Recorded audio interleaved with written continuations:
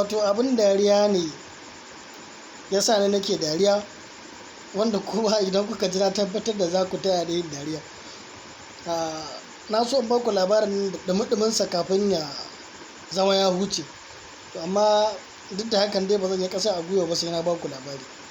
Idan ba kuma fita ba, akwai wasu ma'aikata da aka yi a garin nan namu wanda ya zamanto cewa ba a yi musu turanci. Idan kai musu turanci ma doka ne, za a ci taron ka.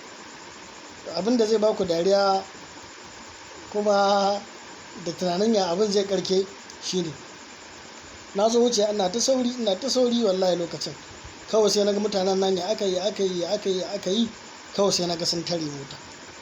Ban yi aune ba an gawa za su tare, kawai sai naga wai dan China suka kama. Dan China fa? To dan Allah, mutanen da ba sa jin turanci ba a so a yi musu turanci, to ya za su da dan China? Dan China suka kama.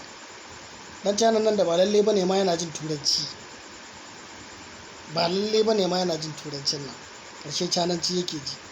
Saboda su turancin ma za a ga yawancin 'yan China ma idan ka zo turancin ma su dalla ake musu, dalla abcd ake musu ma yadda za su gane abin da kake faɗa. To na kuma gaba ya jin turancin ma gaba ɗaya, Chinanci yake ji. To dan Allah ku je min, mutanen da ba a yi musu turanci kuma sun kama dan China ya abin zai karke. Dariyar nan ce dole ba zan ji ta ni kaɗai ba, na ce sai na ba ku sha.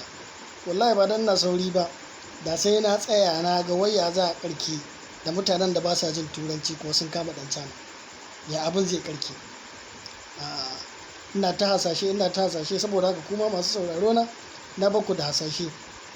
Mutanen da ba sa jin turanci sun kama dan China, to dan Allah tunanin ku ya abin zai kasance kuma ya za a karke. Na bar ku lafiya.